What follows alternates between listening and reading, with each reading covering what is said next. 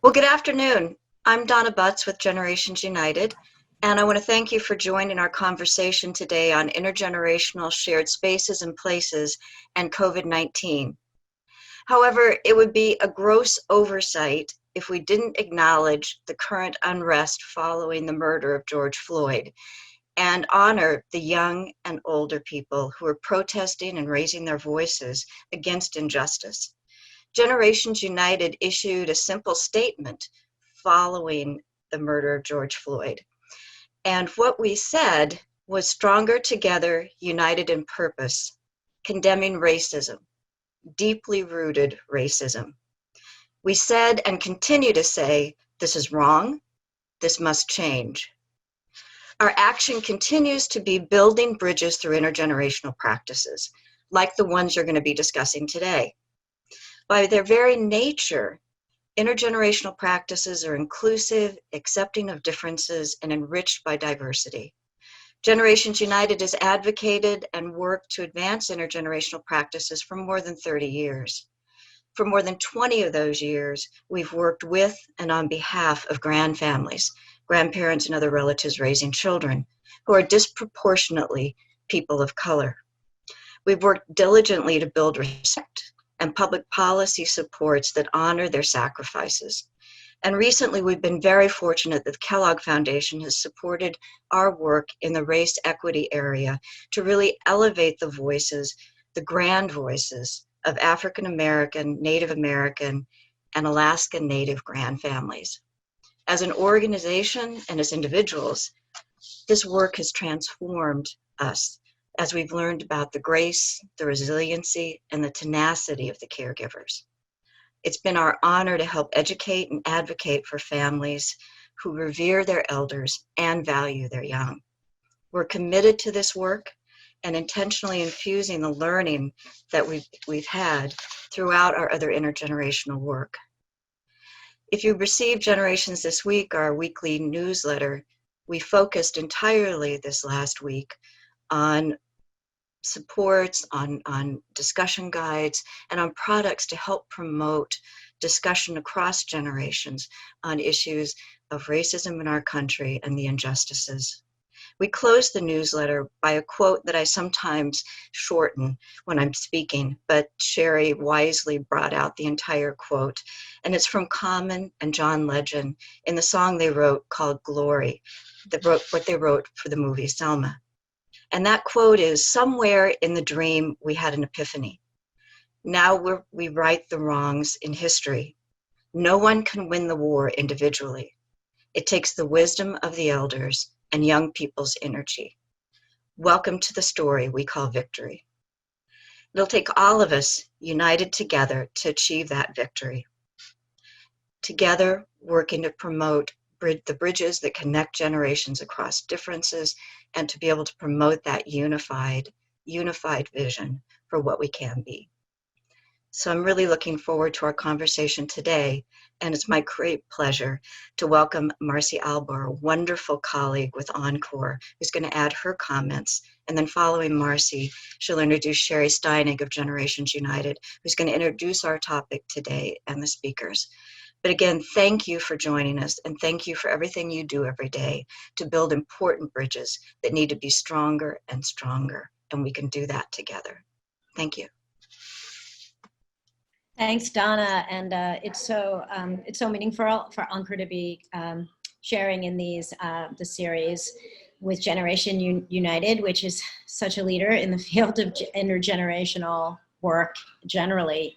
I think we're all feeling kind of heavy-hearted after this week, and I cautiously say that we're feeling a little optimistic as well with some of the change we've already seen out in the world. This week has had a huge impact on our organization and on every single team member in our organization. There have been countless meetings where we've come together and in large and small groups to process, to share ideas, but also to think about how our work at Encore could be more attuned to issues around racial justice. We are all particularly kind of noticing in this intergenerational space we couldn't help but be completely moved by the leadership shown by young Black activists and the allies standing with them of all backgrounds and of all ages. And we feel, because of our heritage, Encore, in kind of popularizing the idea of the Encore stage of life and the value of older people as change agents in the world, we see so much opportunity for older people to be partnering with, listening to, supporting the young leaders that we see today really driving a lot of the change out there. So we're very committed to playing our role as an organization where a lot of older change makers do turn to. That said, we also think we have some work to do at Encore. We are a small organization, but we recognize that in some way we have some white dominant culture behaviors that we're committed to addressing. We have done a lot of work to diversify our team over the last several years, and we plan to continue to do that and to do that work on our board as well, specifically around people of color and around age diversity, which has always been very important to us. And we're really going to take a deeper look at the intersections of age and generations and race and racism in a lot of the work that we do going forward. We have some programs that are actually specifically looking at that, but we think there's opportunity in all our work to be embedding more of that lens. So I do want to mention that we're currently accepting applications for 2 fellowships. One is our 3rd year of the Encore Public Voices Fellowship, which is a fellowship for thinkers, current and emerging thought leaders who are working at the intersection of aging, longevity, intergenerational connection, and social justice. That fellowship is in its 3rd year.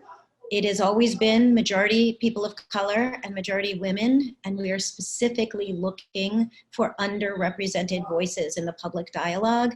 So I think this audience is an audience where I hope you will be thinking about people you know, and maybe that's you. We are also launching a brand new fellowship that we just announced this week, the Gen to Gen Innovation Fellowship, which is about specifically focused on bridging divides, and we are bridging generational divides, and we are very intentionally interested in people who are looking at bridging racial and generational divides at the same time. So there are 2 kind of active opportunities we just wanted to flag at encore.org for thinking about whether your work or you know somebody whose work would have intersections there, and we can figure out how to call attention. And I can share in the comments links for that. And now I'm going to pass it over to Sherry and learn from all of you, which I'm really eager to do. Thank you, Marcy, and thank you, Donna. Just so folks know, we've had a little bit of a snag, and Emily, my co-worker who's been managing the waiting room, her computer shut down. So I'm going to go ahead and get started with some of the logistics. So apologies for anyone who was stuck in the waiting room for a little bit longer than we were originally anticipating. Again, my name is Sherry Steinig. I'm the Special Projects Director with Generations United. I wanted to start today with just some Zoom logistics. We all are probably very familiar with Zoom now, but just to go over a couple of things, we're keeping everyone on mute for this call, so please keep yourself on mute. There's a button down at the bottom screen that looks like a microphone, and that's mute and unmute. And if you're joining from the phone and you don't have a mute key, you can use *6, and that will also mute you. We also are obviously using cameras and webcams if we have them. That button is right next to it to turn on and off your webcam. You can also swap how you're using Zoom to either speaker view or gallery view. Speaker view will have the speaker large on the screen, and the gallery view will have more of the smaller profiles of everyone who has their webcams on. The other feature that's already been used, but we will use frequently in this call, is the chat button. So, and if you've been on one of these calls before, you'll be familiar with this exercise. If everyone could just take a second and in chat, just say their name, where they're from, and then we can sort of use that. The chat button's down in the bottom center of your Zoom panel. And then also within chat, there is the opportunity to chat to everyone, or to chat to a specific person. So once you sort of said hello, you can also find another person, a stranger or someone that you know, and send a quick message to see how that feature works as well. As I mentioned, we're going to be using chat. We want this to be where you ask your questions, where you have comments, where you share resources and share your ideas and lessons that you've learned and practices that you're doing at your sites or in your programs. So today we've had a number of conversations already on intergenerational connections in COVID-19. Recordings from those conversations are all available on the Generations United website, as well as on Encore's, I believe, YouTube channel has the recordings saved there. You can find that information at www.gu.org/COVID-19. We'll put that link in chat as well. We're also recording this call, and we'll make sure that that link is up on that website as well. And in a follow-up email that we'll send out, we'll also include that link. So today we're focusing on intergenerational spaces in COVID-19. So intergenerational spaces can include many community settings that cater to multiple generations. They could be places of worship, public libraries, community centers, museums, or parks. They also include co-located intergenerational program, which is a field that Generations United has done a lot of work on over the past 20 years.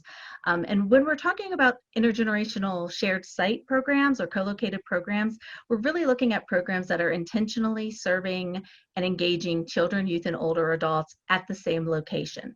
So some examples of shared sites could be a building that houses a high school and a senior center. It could also be a college with housing on campus for older adults, a development that includes housing for older adults, housing for families with children, a retirement community that's offering after-school programming, or a skilled nursing center that has on-site pre-K and kindergarten classes. With support from the Eisner Foundation, we've been working to raise awareness of these types of programs and develop a series of tools to support existing shared site programs and facilitate the creations of new ones. All of our resources are also available on the Generations United website, and I'll share a link to where you can find those. And then we are also currently developing a new toolkit on how to get started. That will be released early next year. And then we also just have, so then I'm going to just sort of, from this point, from what we're doing, I'm going to turn it over to our presenters today. We have two phenomenal presenters who have been instrumental in our shared site work over the year and lead really widely successful intergenerational shared site programs that you may have heard about. They're going to share how their programs had to change in response to COVID-19 and offer their thoughts on how we can re-engage the generations in these spaces in the future. Following the presentations, we will have time for questions and answers, as well as conversation that you might have. And again, during this, feel free to put your comments in the chat box. We'll also close out today's call with small group discussions, small group breakouts, so you'll have a chance to connect with each other in a smaller group and talk for a few moments. So we're going to start today with Diane Beckley, who is the Chief Operating Officer for the St. Anne Center for Intergenerational Care Bucyrus Campus in Milwaukee, Wisconsin. Diane provides leadership and oversees the day-to-day operations of this unique facility that includes adult and child daycare, early Head Start, dementia care, art therapy, intentional intergenerational programming, a family medical clinic, and a dental clinic that caters exclusively to children and adults with disabilities throughout Wisconsin. St. Anne Center has been a wonderful partner for Generations United over the years and served as the co-host of our conference that we held in Milwaukee in 2017. I'm really grateful that Diane agreed to join us today, since she's had an extremely busy week opening both their child and adult day programs after a prolonged closure. So I'm now going to turn it over to Diane. Thank you so much, Sherry, and thank you, Generations United, for having me here on this panel. It's really exciting to be able to share with everyone how we are coming back into our very, very, very new normal. We during our time apart, we made an intention to stay in touch with our clients and our staff. And so it has been some Zoom calls and Zoom chats with the different clients, and it's been so cute to see our adult clients say, "I can see you. Can you see me?" And it's just been a joy. So it's nice to be back with everybody. This is our very first week. We started with our children on Monday, Tuesday, and Wednesday. And we saw that they entered the building with glee, running to get to their classrooms. They remembered their teachers. They remembered the classrooms where they were. Some of them have now elevated to a different classroom, and that has been interesting for them as well. We've kept our groups to groups of no more than 10 per room, so that's been a change for us. Um, Entering the building, we've had to have certain protocols that we've set up, and those protocols included a questionnaire, a COVID-19 questionnaire, to determine whether or not someone has been exposed. We also have temperature testing, and we do a oxygen test on the fingertip. Um, and just also for our staff, we went through an extensive protocol getting ready to come back, and that extensive protocol included online testing, online getting used to understanding PPEs, and then actual skills tests with the PPEs, face mask and gowns and different things like that.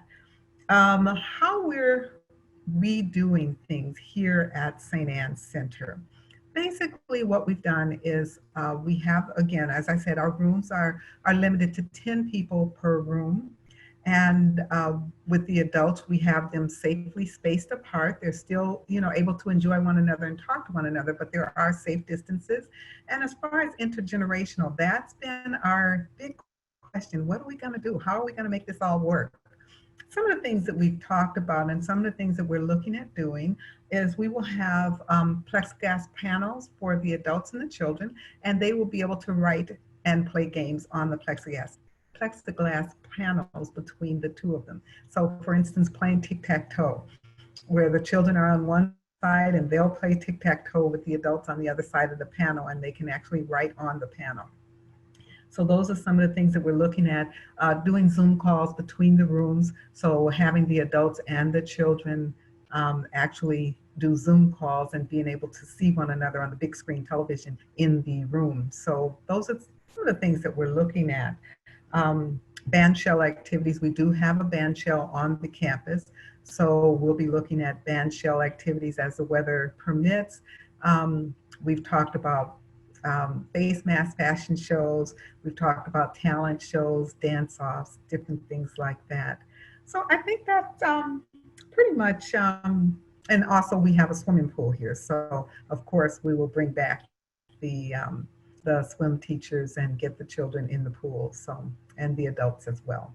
So I think that's pretty much it for us. Diane, I know I briefly introduced the Bucyrus Campus, but could you just tell folks a little bit more about the process of development, the commitment that you have to the community where you serve? Because I think that it's a really unique and interesting process and model that you've done that would be of interest to folks on the call. Absolutely, sure enough. So our campus here has been around since 2015. We opened in September of 2015, and of course, Sister Edna is our founder, who came up with the idea of doing this intergenerational model first 30 years ago in the Milwaukee area near St. Francis, and then again deciding to do it here in 2015. We are located in the 53205 zip code, which borders the 53206 zip code, which is a nationally known zip code now. And so it's central city Milwaukee. And it's been a city that's been devoid of any type of really great programming for adults and children, and definitely for intergenerational programming. And so Sister Edna decided, this is where I want to go. And of course, she's not one to be swayed in her decision. Many people said, oh, that's not a neighborhood that you want to go to, and da da da da da. And she said, absolutely, that's where I want to go. And she's a member of the Sisters of St. Francis of Assisi, and they backed her all the way, and our board backed her all the way and said, if this is where you want to be, this is where you will be. So we sit here with an 80,000 square foot facility on 7.5 acres of land, and it has been an icon. And the community has supported us, and we are so thrilled to be right in the center of the community. And it is a hub for all kinds of activities. We sponsor, not wanting to gentrify, we have been a catalyst for helping smaller people in small businesses launch their businesses. So we do a lot of business incubators here. We have some businesses that are using our space. We have a lady who makes soaps and lotions and things like that. And so she actually has a space right here, and she teaches classes right here in our space. So we've, this has been just the hub, and we've been thrilled to be able to offer our space and to share our space and to bring the adults and children into the space and have the intergenerational programming right here in the center of the city. Thank you, Diane. I'm going to turn it over now. And then again, like I mentioned, questions, comments, ideas, go ahead and share it in the group chat. And then we will have time for discussion after the presentations. But I'm going to turn it over now to Marie Hoover, who is the director of the Intergenerational Learning Center at Providence Mount St. Vincent in Seattle, Washington. Marie does not have a webcam, so we're going to put up a slide with her photo and a link to some clips of their program activities. So Marie has served as the director for the Intergenerational Learning Center for over 13 years. Their program fosters connections between children 6 weeks to 5 years old and residents of the building whose average age is 94. Their services include assisted living apartments, skilled nursing care, transitional care, a wellness clinic, and the award-winning state-of-the-art child care center. The Intergenerational Learning Center actually celebrates its 30th anniversary next year, which I find a little bit shocking since it seems like just yesterday that I visited that program while I was living in Seattle in the late 90s. So I don't quite feel like it was that long ago. The Intergenerational Center remained open during the pandemic, but cordoned off from adults. And during that time, Marie has been overworking her problem-solving muscles to keep things running. And we're so pleased that she's made the time to speak with us today. So I'm going to turn it over to Marie and get her picture up on the screen. Hi, everyone. I'm so glad to be here. I feel a little funny that mine is the only one that doesn't have a webcam. I need to get that fixed. So thanks for your patience about not having an active person in front of you. So here at Providence Mount St. Vincent, as Sherry said, we have existed for almost 30 years. Providence Mount St. Vincent itself will have its 100th year anniversary in 2024. And over time, they just sort of dedicated increased space that had been resident space to the child care. So we started with 1 classroom, and now we're at 6, and we've been at 6 for quite some time, probably about 20 years or so. We have managed to stay open through this entire COVID process, which has, as Sherry said, she took that line from me, by the way. I'm the one who said my problem-solving muscle is exhausted, but it's, we've really had to just shift almost on a weekly basis, just based on whatever the governor's asking of us, or the county executive, or the long-term care licensing.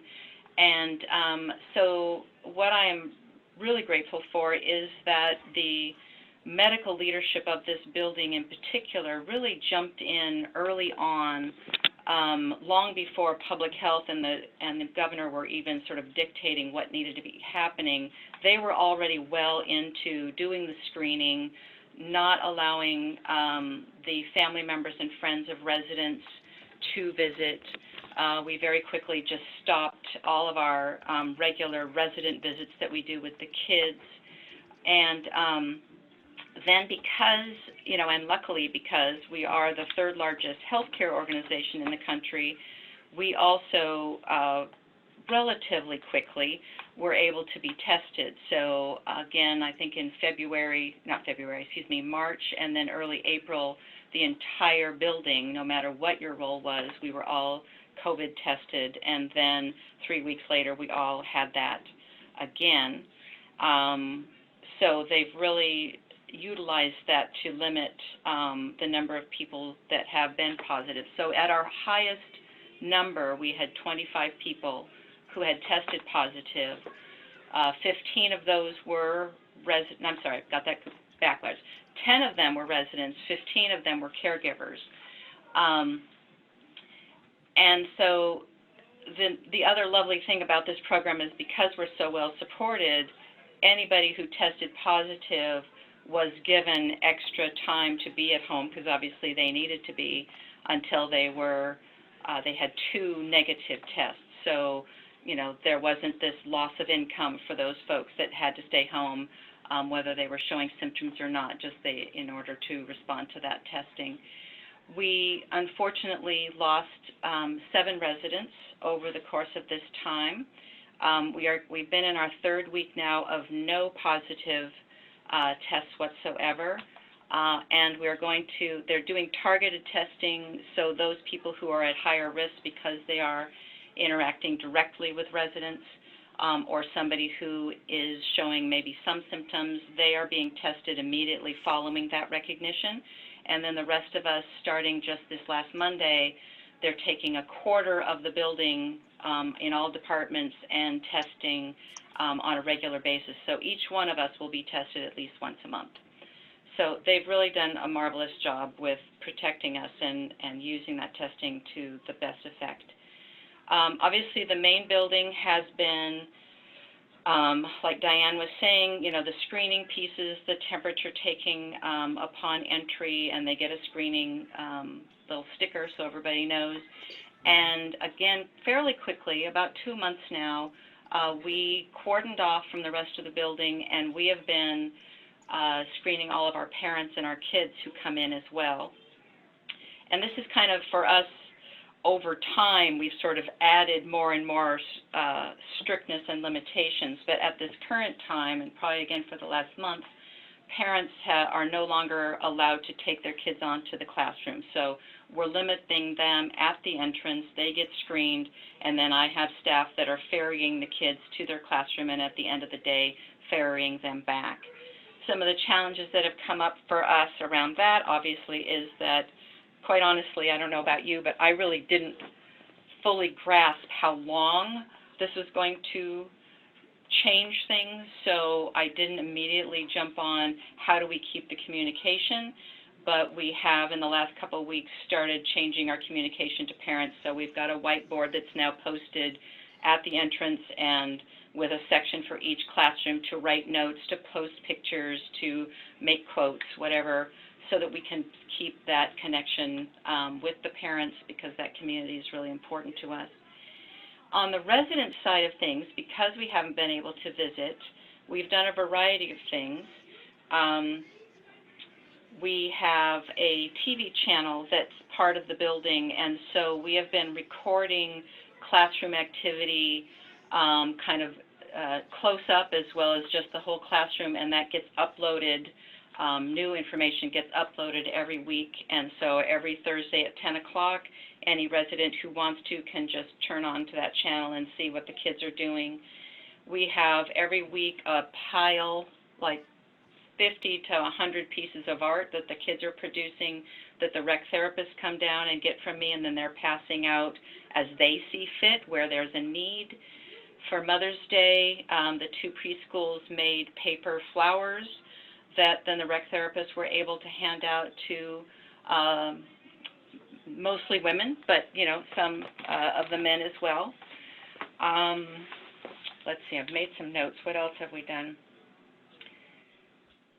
We have our music teacher has not been allowed to be here because she's contracted, so she's been kind of on her own, and we just recently started Zoom music with her, and the residents are able to do that as well.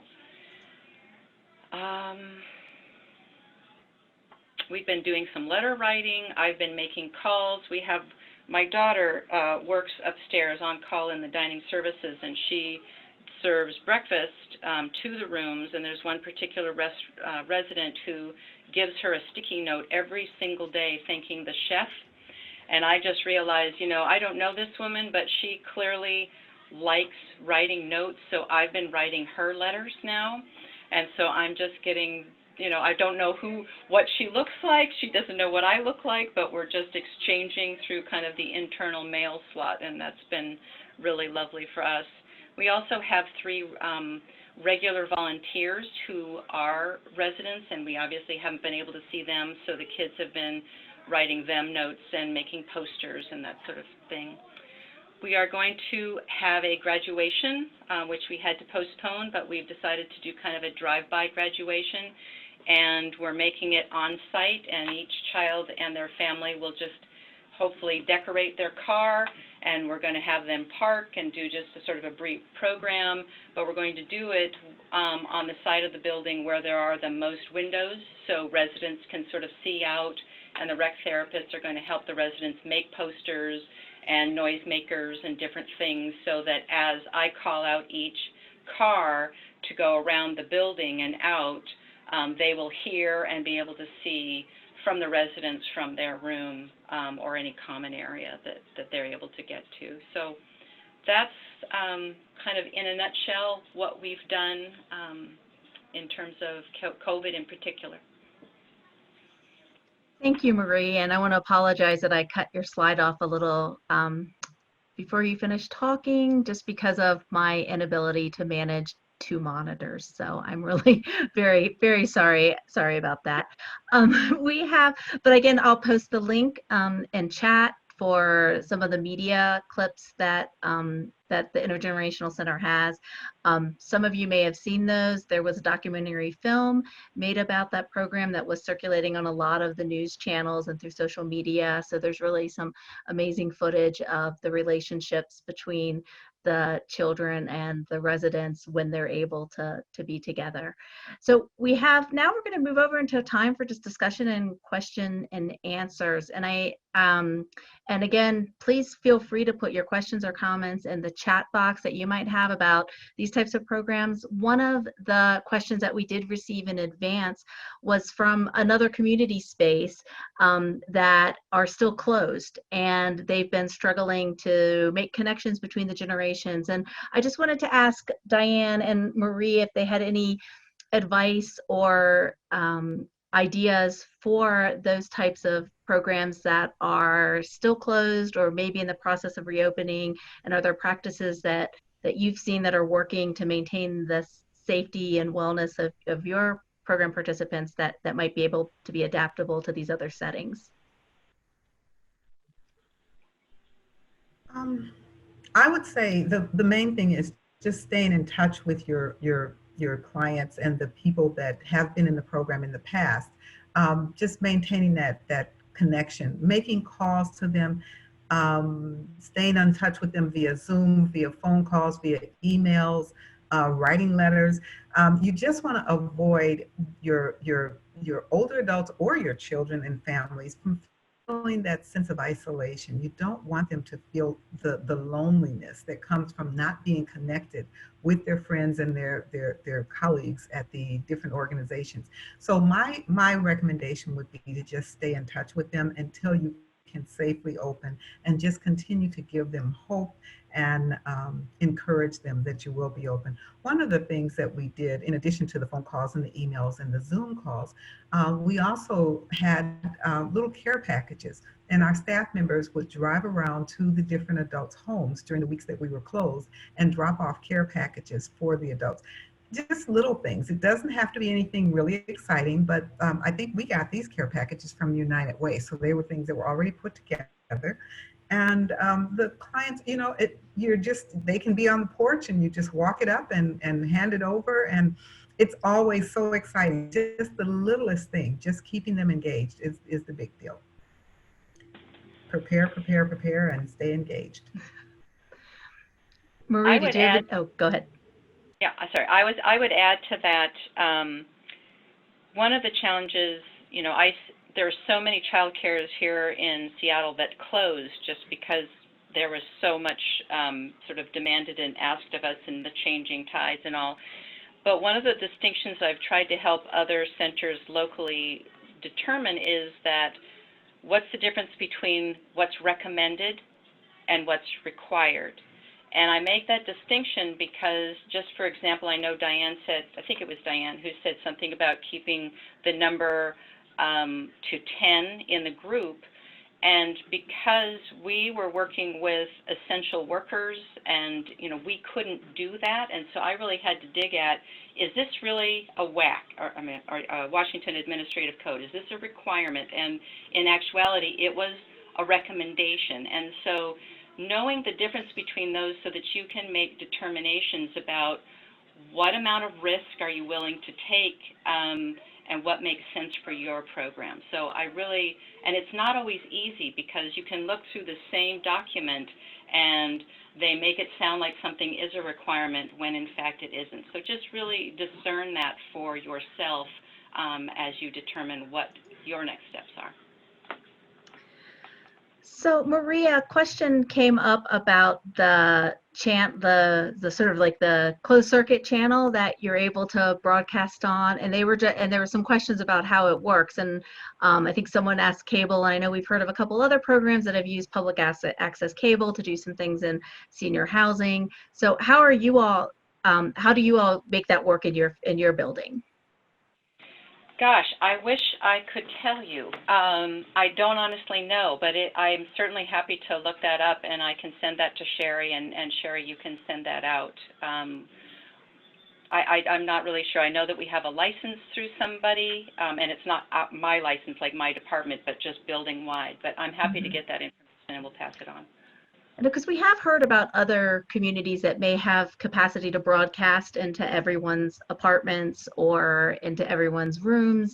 And then sort of, I think the creative thing that you've done is taken that capacity and made it an intergenerational opportunity during this time. And then another question, I think also for Marie, was just again about your, like, sort of in a typical environment, how many residents are interacting with the children in your center? A typical meaning non-COVID time? Non-COVID, right, yeah, right. Somebody's going to come up with a really good phrase for that, I just know it. So we have 36 visits per week with residents.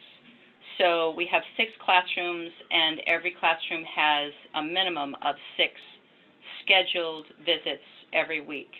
So, and we're relationship-based programs. So just as an example, one of my teachers in the baby room who's been here 8 years, she's been going back to the same part of the building at the same time on the same day every week.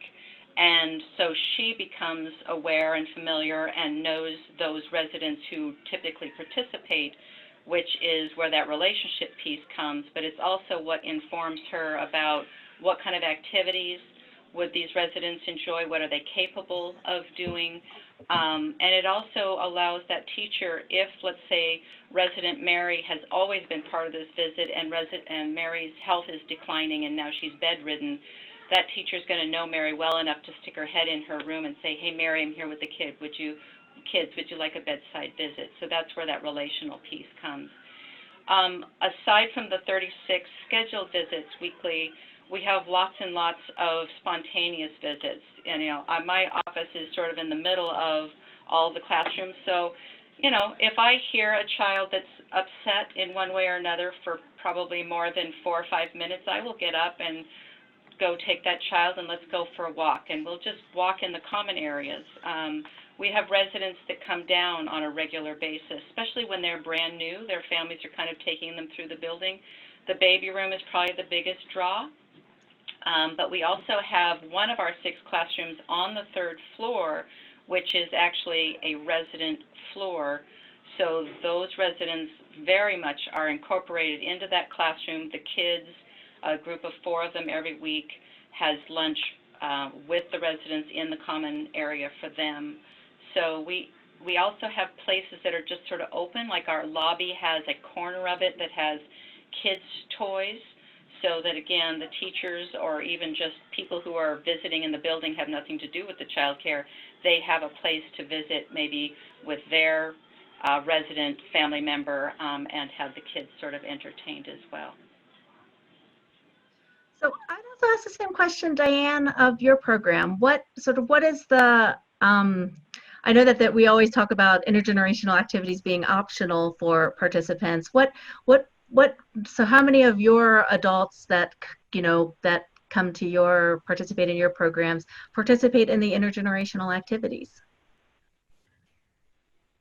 Yes, it is optional, and before COVID, as someone has said, BC, we were, I would say there's probably only one or two out of a group. If we had 5 different adult daycares that were operational here at the Bucyrus campus, and if those groups, and sometimes those were 20 or so adults in each one of those different daycares, depending on what their activity was.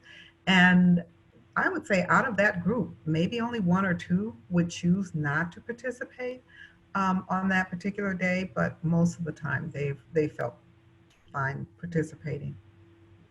The activities were always so much fun, and oftentimes if there was entertainment, it was just a matter of sitting and watching the children in front of them perform with the entertainer, and then later getting up and dancing with the child. Sometimes you'll see someone in a wheelchair swinging around a young child. They'll be holding hands with the young child and swinging in their wheelchair and dancing with the child. So most of the time they all felt compelled to participate in some way or another. But we always gave them the option. If you don't want to participate, it's absolutely fine. So they weren't And I know, pushed. and that's often both for the children as well, right? That it's not Absolutely. yeah. Absolutely. So we had another question, some programs that have been, again, not able to do, have either been closed or reopening. And just again, looking for ideas, knowing that once programs start, the individual services will start, but the intergenerational connections and those intergenerational activities are they're on a different schedule, right? Because we're still trying to figure out and learn around those types of connections. And I think you've shared a couple of ideas about how you're currently doing it. Do you have ideas or plans for the future about how you'll start to be reintroducing other types of intergenerational activities, or ideas that you might have? Again, and I'll also throw it out to the whole group here if they want to share in chat ideas that they've seen around ways that we can sort of continue to connect the generations by keeping everyone safe. I'm sorry, Sherry, was that directed at Diane and I, or? Yeah, I was going to say for you and Diane, if you have comments again, and I also want to just encourage folks in chat to also share any ideas that they've tried or that they're thinking about moving forward. Well, I will say that we haven't had a lot of conversations about this, quite frankly, because we don't have a sense of when this is going to end. So, but my expectation would be that because we have assisted living here as well as long-term care, 24/7 skilled nursing, I would assume that we would probably reconnect with the assisted living residents first, just because they're not as medically at risk to some degree. And I think, honestly, so we have a meeting on a weekly basis, and the residents are definitely suffering. I mean, even with the things that we're doing, the lack of their ability to connect with their own families alone, not to mention sort of the loss of the other programming, has been very, very challenging. So I know that the leadership is really committed to connecting us as soon as we can. I'm actually a little bit excited, and I'm going to push this issue, but we just started this week, or I should say the resident side of the house started this week doing what they're calling window visits. So they're allowing family members to come, and there'll be a staff member with the resident on the other side of the window to communicate, to see each other, and once that kind of gets smoothed out and they've worked out all the bugs, I'm going to want to start asking if we can do that with the kids on some kind of regular basis and see how that goes. So that's the one thing that I have in my mind at the moment. So again, we just opened this week. So we haven't done, we've come up with ideas, but we haven't implemented anything where we've brought the populations together. My guess is that when the weather permits and we can be outside, that's probably going to be the time that we do most of our intergenerational type activities. And it'll probably center around the band shell. So it may be something where we'll have a dance off where the children will be on the band shell and the adults will be out in the audience. Or vice versa, if the adults, they may be a vocal contest or something like that, where the adults will be on the band shell and the children will be in the audience. Intermingling the two populations right now is probably going to be a ways off, but we're going to keep shuffling the ideas until we can come up with something that works. Right now, I think it'll be video or outdoors for the most part. And one of the things that her department did, marketing for Mother's Day, they had a window event, and it was really interesting because they just put flowers in the windows and they invited all the residents and their children and their families to come and drive around and count the flowers in the window. And then they were given a prize for whoever could find the most flowers in the windows at both campuses. We were closed at the time, but it was still a way to get people out of their homes and get in their cars and drive around the buildings and see if they could find the different windows, different flowers that we had placed in each of the windows. So anything that we can do just to pique the interest is the ideas that we're trying to come up with. That's great. And then I just want to share, we had another question that came up around folks that if they have relationships with some of their older participants or residents and the children, whether they've been able to facilitate Zoom calls or FaceTime or video conference calls. And I'm not sure if either of your programs did that, but I do know that there were a number of programs. I know One Generation, we're doing some Zoom, in Van Nuys, California, we're doing some Zoom calls between, or video conferencing calls, I'm not sure what platform they used, between the children in the classroom and some of the residents that weren't able to come to their adult day program. So I think when there are those types of relationships with the family and connection and communication, there are those opportunities for those types of interactions. So I don't, so I want to be mindful of our time, and we did want to have a chance for, as we do typically in these meetings, for some small group interactions, so that folks can have a chance to just kind of connect with each other, almost like we were at a conference, and as you're either sitting around a table or having your breakout session. So we're going to do a closing first. So I want to make sure that I thank everyone who have joined us today. Let you know that this call ends the collaborative series that we've co-hosted with Encore.org over the past few months, and we hope you found them valuable. I know that I've really appreciated the opportunity to connect with you. We're really living in an unprecedented time, and I think what Diane and Marie have shared is that we know that COVID is something that we're going to be dealing with for a while still, and we don't really have the answers on how these spaces and these programs are going to be able to adapt and change. But we are committed to supporting and maintaining the importance of intergenerational connections and sharing what information with you and collecting the information as well. So we're going to continue to hold these types of calls as long as there's interest, as well as other conversations and online programs. I'm going to pop a poll up. So again, just let us know when or if you'd be interested in another call. And then in chat, again, share any topics that you might be interested in covering. Let me go ahead and launch the poll.